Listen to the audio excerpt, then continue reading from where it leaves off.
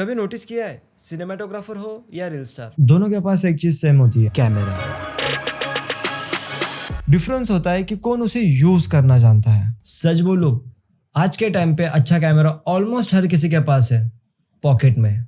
लेकिन problem camera में नहीं है, प्रॉब्लम है एक्सपेक्टेशंस में। तुम्हें लगता है कि तुम दूसरा फोन लोगे तो तुम्हारा कंटेंट बेटर हो जाएगा, लेकिन रियलिटी स्किल्स अपग्रेड नहीं की, सिर्फ EMI अपग्रेड की। बात सिंपल है, स्मार्टफोन हो या DSLR दोनों अच्छे भी है और नहीं भी। आज प्राइस का डिफरेंस उतना भी ज्यादा नहीं रहा, पर जो डिफरेंस रियल लाइफ में है वो प्राइस जस्टिफाई करता है।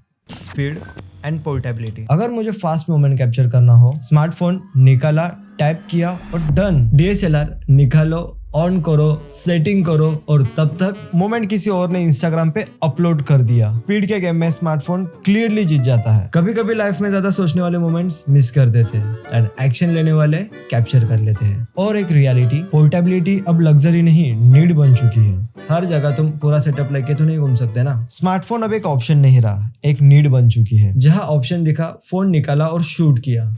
Quality and control.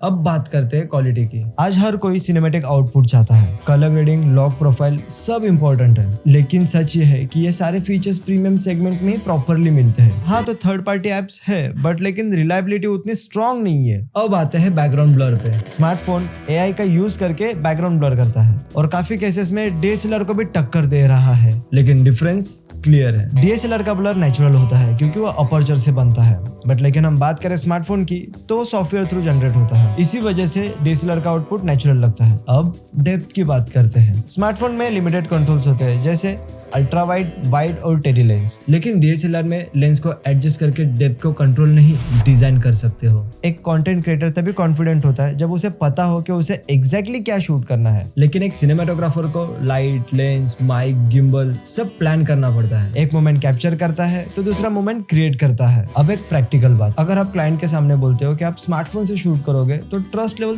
थोड़ा कम हो सकता है। लेकिन DSLR में फुल सेटअप लेके शूट पे जाओगे तो क्लाइंट का कॉन्फिडेंस ऑटोमेटिकली बढ़ता है। इक्विपमेंट्स मतलब सिर्फ आउटपुट नहीं, वो एक इंप्रेशन भी क्रिएट करती है।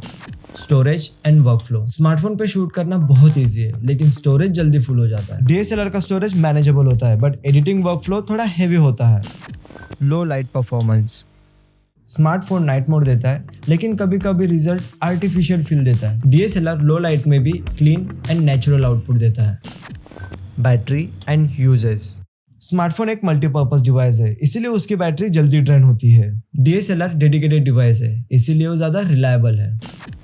कंक्लूजन। तो फाइनल वर्डिक्ट क्या है? Smartphone versus DSLR, and yes, best camera वो होता है जो आप यूज कर रहे हो। अगर आपको स्पीड, पोर्टेबिलिटी और इंस्टेंट शूटिंग चाहिए तो स्मार्टफोन एक बेस्ट ऑप्शन है। अगर आपको कंट्रोल, डेप्थ और सिनेमैटिक क्वालिटी चाहिए तो DSLR बेस्ट है। कैमरा बड़ा होने से कंटेंट बड़ा नहीं होता, सोच बड़ी होने से कंटेंट बड़ा होता है। और कई बार बेस्ट शॉट्स वो होते हैं जो प्लान नहीं, फील के साथ लिए जाते हैं।